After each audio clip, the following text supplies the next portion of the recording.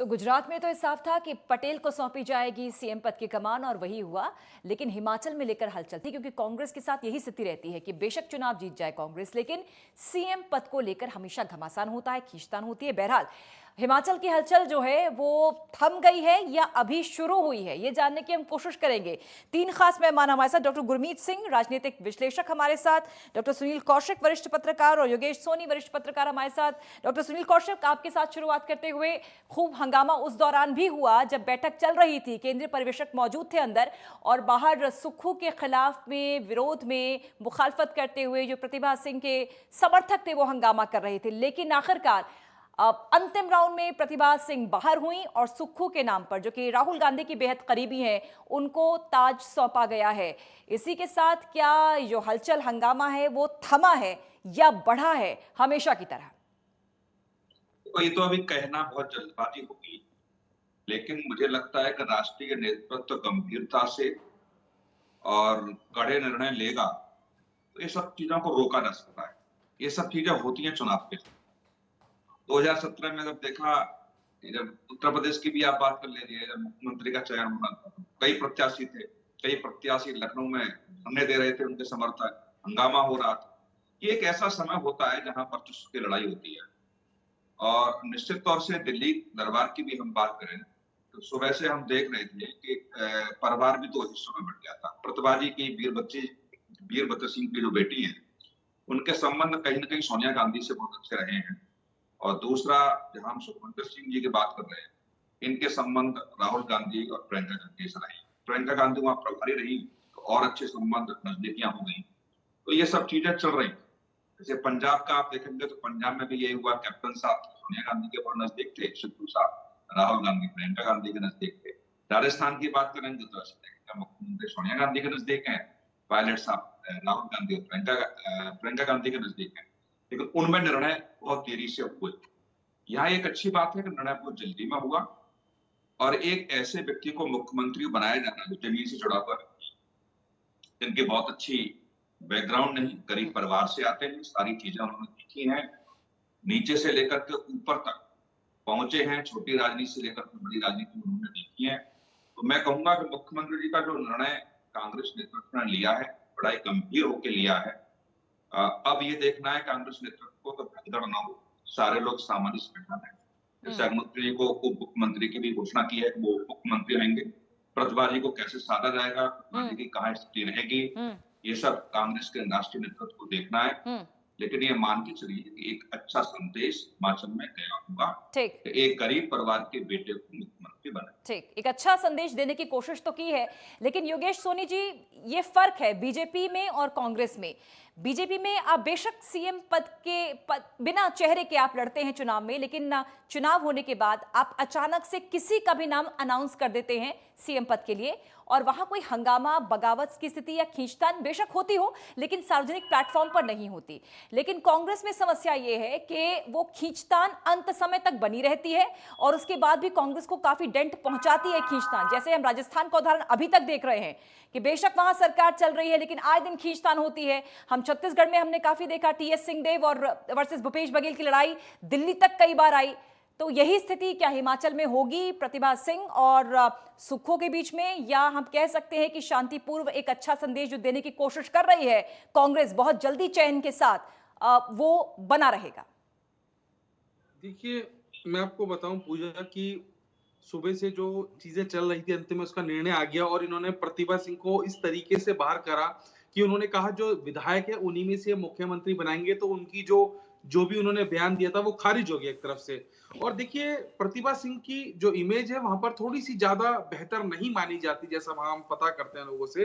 तो मुझे ऐसा लगता है कि अगर सरकार सुचारू रूप से संचालित हो तो बेहतर है, अन्यथा क्योंकि कांग्रेस को इतने लंबे समय बाद किसी चुनाव में जीत मिली है जहां पर वो इस तरीके से इतने बहुमत के साथ आई है, अगर यहाँ पर आपस के लोग ही गड़बड़ी करते हैं तो ये शीर्ष नेतृत्व और कांग्रेस के लिए कहीं ना कहीं बेहद दुर्भाग्यपूर्ण होगा।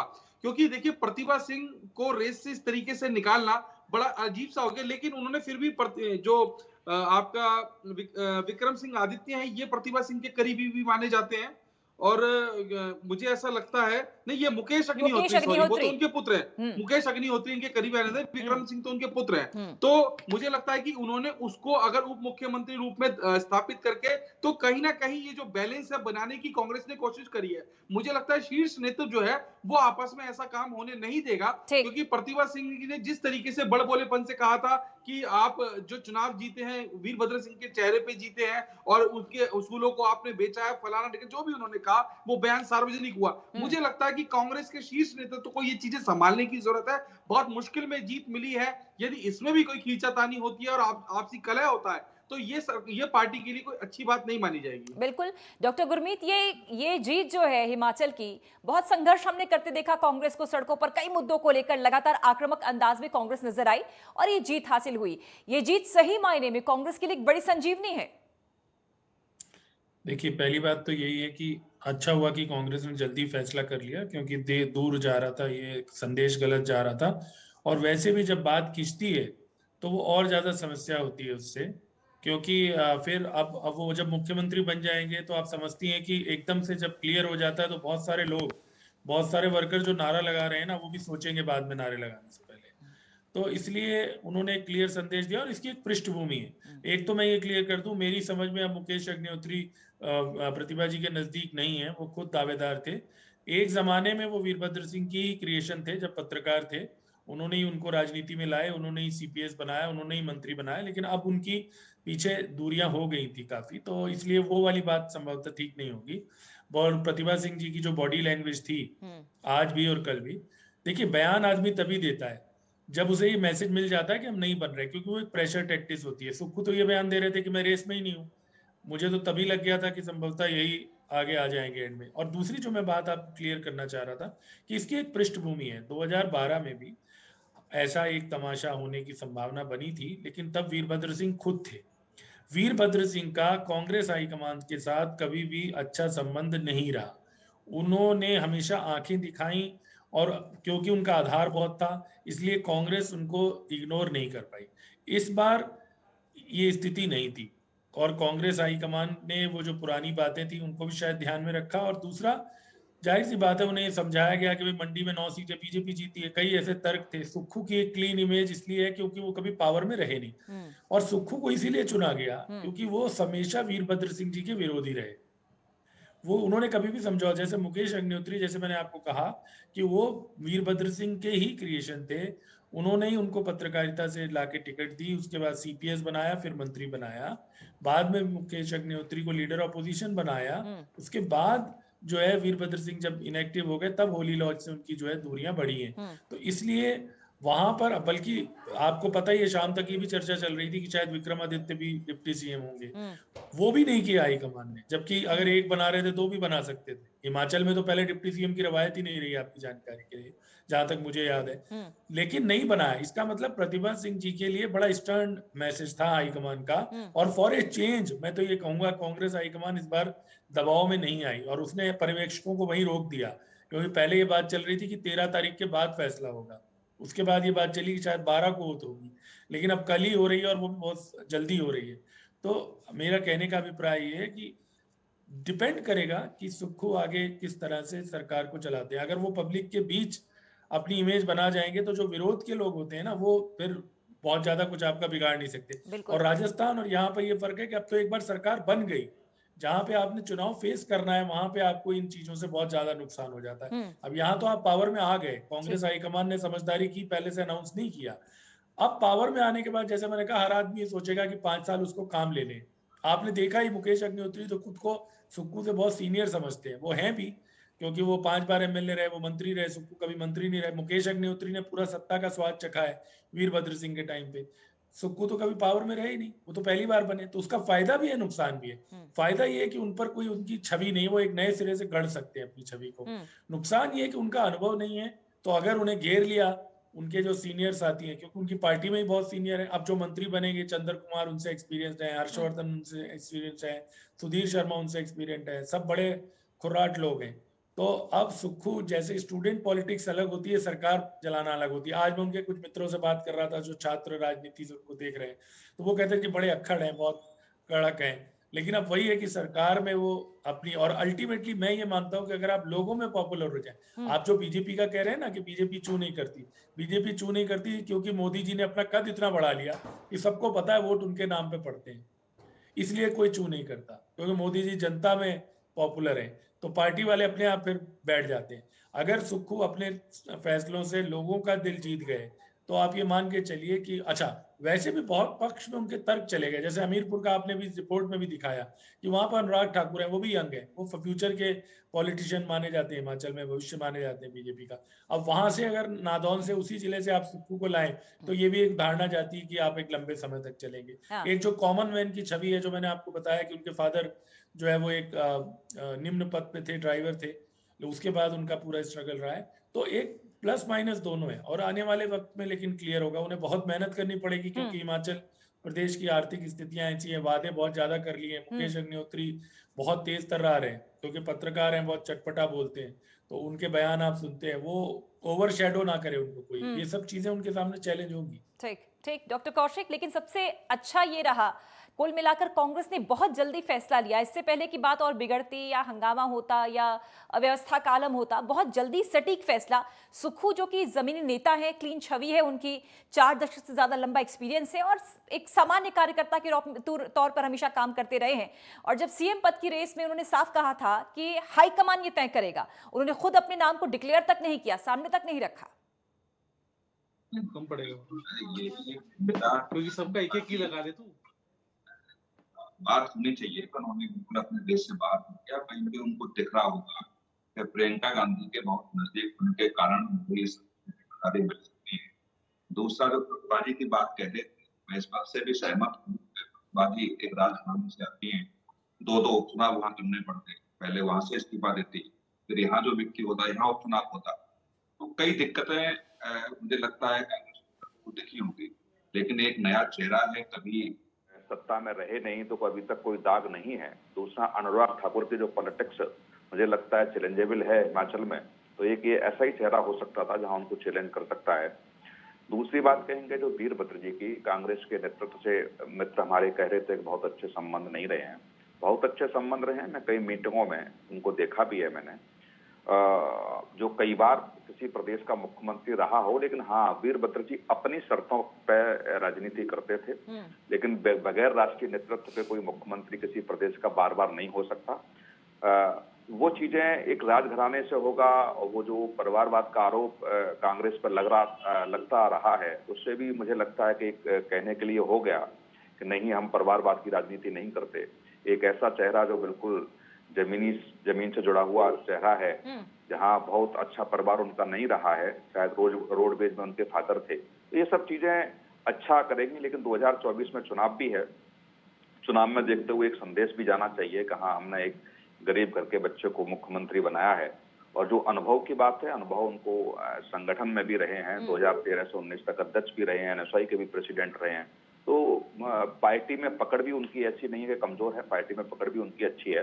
लेकिन जल्दी करके बस यही है कि जो खेमा खुल सकते थे, और उन जो खेमा खुलते उसका बीजेपी मुझे लगता है कहीं कहीं से फायदा उठाने का प्रयास करती, वो सारी चीजें बंद हो गई बिल्कुल इस निर्णय से। बिल्कुल योगेश सोनी जी, देखिए मिशन 2024 में सभी दल जुटे हुए थे, कांग्रेस के लिए बड़ी संजीवनी है, क्योंकि कार्यकर्ताओं का मनोबल बढ़ता है। जब आप राज्य जीतते हैं, आपकी सरकार बनती है, आप सत्तासीन होते हैं, तो कार्यकर्ता पूरी जोश के साथ अगले चुनाव के लिए जुट जाते हैं। और यही संदेश कार्यकर्ताओं को कि कांग्रेस ने हिमाचल फतेह किया है, एक ऐसे शख्स को कमान सौंपी जा रही है जो जमीनी कार्यकर्ता है, जो जमीन से जुड़ा हुआ शख्स है, लोगों के बीच में रहता है। ये एक पॉजिटिव संदेश कार्यकर्ताओं के बीच में। देखिए पूजा, आज भी हिंदुस्तान में जो कट्टर शब्द प्रयोग होता है वो कांग्रेस के कार्यकर्ता के लिए होता है। चूंकि एक पुरानी पार्टी है, अगर आज भी हम कुछ बुजुर्गों की बात करें और हम चीजें देखते हैं, तो कई बार हम चुनावी माहौल में देखते हैं कि हम पंजे पे ही वोट देंगे उनकी, क्योंकि उनकी सोच, उनकी वो चीजें कभी बदली नहीं इधर उधर लेफ्ट राइट के लिए। मेरा कहने का शुद्ध तात्पर्य ये है कि इतनी पुरानी पार्टी जिस तरीके से लगभग दशक भर में लुप्त होने की कगार पे आ गई थी, और 1-2 चुनाव के अलावा बाकी सारी चीजें जिस तरीके से फिसली, वो कहीं ना कहीं इनके लिए बड़ा एक नकारात्मक संदेश जा रहा था कार्यकर्ताओं के लिए। क्योंकि देखिए, मैं आज भी बात को कहना चाहता हूं कि बहुत सारे लोग ऐसे हैं जो कांग्रेस की ओर अपना अपना विश्वास और रुचि रखते हैं। ये चुनाव जीतना इसमें कोई दो राय नहीं है पूजा की एक संजीवनी के रूप में साबित हुआ है, क्योंकि देखिए जिस तरीके से गुजरात में स्थिति रही, जैसे दिल्ली नगर निगम चुनाव, ये हाल ही के चुनाव की मैं बात करूं, बीते चुनाव तो बड़ी लंबी फेहरिस्त हो जाएगी। तो उसके जिसमें जो कांग्रेस के अंदर एक कार्यकर्ताओं में या नेताओं में एक नकारात्मकता आ गई थी कि ये पार्टी तो अब लुप्त हो गई है, क्योंकि उसका विकल्प जो है वो आम आदमी पार्टी लेती जा रही थी, उसके प्रारूप में उसके पैरल जो है खड़ी होती जा रही थी और यहाँ से कांग्रेस लुप्त होती जा रही थी। लेकिन ये चुनाव जीतने के बाद कोई दो राय नहीं है, 2024 का जो चुनाव होने वाला है उसमें कार्यकर्ताओं, नेताओं में और इन तमाम लोगों में जो कांग्रेस से किसी भी तरीके से जुड़े हुए हैं, एक सकारात्मक ऊर्जा का इनके अंदर आदान प्रदान होगा, क्योंकि किसी भी चीज की एक अति होती है। लगातार हारना हारना हारना, तो कांग्रेस के जो बूथ पे कार्यकर्ता जो चुनावों में रहते थे, जिन चुनावों को हमने कवर किया, तो वो ये कहते थे कि यार हम तो किसी कतार में नहीं खड़े, हम हार जाएंगे, आप एक काम करो आम आदमी पार्टी को दे दो। तो मेरा कहने का अर्थ ये है कि इस तरीके की जो चीजें हैं वो कहीं ना कहीं एक अंत में जो एक बिल्कुल अंतिम समय पे प्राण जिसको बोलते हैं देने वाली प्राण वरदान जो चीज है वो साबित हुई है। लेकिन इसमें पूजा एक बशर्ते खेल ये रहेगा कि इस कलह को, इस परेशानी को जो हिमाचल में चल रहा है, अगर ये जग जाहिर नहीं हुआ और विपक्ष को बोलने का या कहने का मौका नहीं मिला तो बेहतर है। यदि आपसी कलह या कुछ ऐसा होता है या ऐसी चीजें सामने आती हैं, तो मुझे लगता है कि ये एक संदेश नकारात्मकता की ओर ना चला जाए। जो उनके अंदर कार्यकर्ताओं में, नेताओं में जो एक पॉजिटिव एक एनर्जी है, जो एक सकारात्मक ऊर्जा है, कहीं वो दूसरी दिशा में ना चली जाए। इसीलिए शीर्ष नेतृत्व को और कांग्रेस में जितने भी जुड़े तमाम जो निर्णायक स्थिति में लोग हैं, जो चंद लोग बचे हैं, उनको ये बात जरूर समझनी होगी कि स्थिति को किसी भी हाल में संभाले रखें और आंतरिक कलह जो भी हो वो हर पार्टी में होती है, इससे कोई वंचित नहीं है, लेकिन वो अंदर कमरे में खत्म हो जाए तो बेहतर है। क्योंकि कई बार कोई चीज, कोई पॉइंट ऐसा आ जाता है जो विपक्ष उसको भुना लेता है और उससे फिर वो अपनी राजनीति करता है और वो एक नकारात्मक संदेश फैलाने में सार्थक हो जाता है। सोशल मीडिया के दौर पे बातें जो है बहुत कम समय के लिए छुपती हैं और उसका फसाना जिस तरीके से बनता है, एक जरा सी बात का फिर नमक मिर्च लगा के उसको परोसा जाता है। यही संदेश है कि आज की डेट में कांग्रेस को एक जो स्थिति उनकी बनी है 24 के लिए या आगामी चुनावों के लिए, नेताओं में, कार्यकर्ताओं में जो ऊर्जा आई है, इसको बरकरार रखें, इसको बनाए रखें। बिल्कुल, ऊर्जा संजीवनी से कम नहीं। डॉक्टर गुरमीत सिंह, सिरमौर रही कांग्रेस, देश की सत्ता का कई सालों तक राज किया, इसलिए कह सकते हैं कि उसका एक कोर वोटर है जो कभी भी उससे अलग कभी नहीं होगा। 2014 के बाद से लगातार कांग्रेस का ग्राफ तो गिरा, लेकिन आज भी जो उसका बेस वोटर है, जो उसका कोर वोटर है, वो उसके साथ ही है। बस जरूरत यह है कांग्रेस एकजुटता के साथ और त्वरित कार्रवाई करे, आलाकमान एक्टिव मोड में रहें और हमेशा कार्यकर्ताओं के संपर्क रहें, क्योंकि मिशन 2024 आसान नहीं है, लेकिन कांग्रेस के पास खोने के लिए कुछ नहीं है। सबसे अच्छी बात यह है, पाने के लिए सब कुछ है। नहीं, निश्चित ही देखिए, कांग्रेस, पहली बात तो मैं आपको ये कहना चाहूंगा कि जो हिमाचल की जीत है उससे कांग्रेस, अगर हम ये कहें कि अभी से हम ये कंक्लूजन निकाल लें कि कांग्रेस का जो रिवाइवल है वो शुरू हो गया है, उससे तो मैं सहमत नहीं हूँ। हिमाचल एक बिल्कुल अलग परिस्थितियों वाला राज्य है, एक छोटा राज्य है। वहाँ के लोग, मैं आपको बताऊं, एक टैक्सी ड्राइवर से मैंने पूछा इसी इलेक्शन के दौरान, तो उसने बड़ा अच्छा जवाब दिया कि 5 साल एक से काम लेंगे, 5 साल दूसरे से लेंगे। तो वो जो एक समझ है लोगों में, वो काफी परिपक्व है। और कई कारण थे, अब उन पे हम नहीं जाते, अब हम आगे की बात करते हैं। तो जाहिर सी बात है कि देखिए, कांग्रेस और भारतीय जनता पार्टी दो ही दल वहां थे। आम आदमी पार्टी वहां पर इस बार आई, पंजाब में उनको सफलता भी थी, पड़ोसी राज्य है, बहुत सारा क्षेत्र लगता है, लेकिन वो पता नहीं रहस्यमयी ढंग से गायब हो गई थी। क्यों हुई, मुझे बड़ा वो लगा, क्योंकि उन्होंने जैसे छोड़ ही दिया मैदान, और आप उसका नतीजा देख रहे हैं कि एक जगह भी उनकी जमानत भी नहीं बची। उनको गुजरात में ज्यादा आप फोकस लग उससे रहा अंदाजा था, लगा इसलिए सकते उन्होंने हैं कि गुजरात पर सारा फोकस किया। समय बहुत जी कम है सर, जी माफी के साथ रोकना चाहूंगी। बहुत शुक्रिया आपका, समय बहुत कम है सर। डॉक्टर गुरमीत सिंह, शुक्रिया आपका जुड़ने के लिए। योगेश सोनी जी, शुक्रिया आपका जुड़ने के लिए। डॉक्टर सुनील कौशिक, बहुत बहुत शुक्रिया जुड़ने के लिए। तो कमान सौंप दी गई है सुखविंदर सिंह सुक्खू को, हिमाचल प्रदेश के नए सीएम है। कल शपथ ग्रहण समारोह है, ताज मिल गया है और बहुत सी चुनौतियों का सामना भी करना है, लेकिन कांग्रेस संकल्पित है आगे बढ़ने के लिए।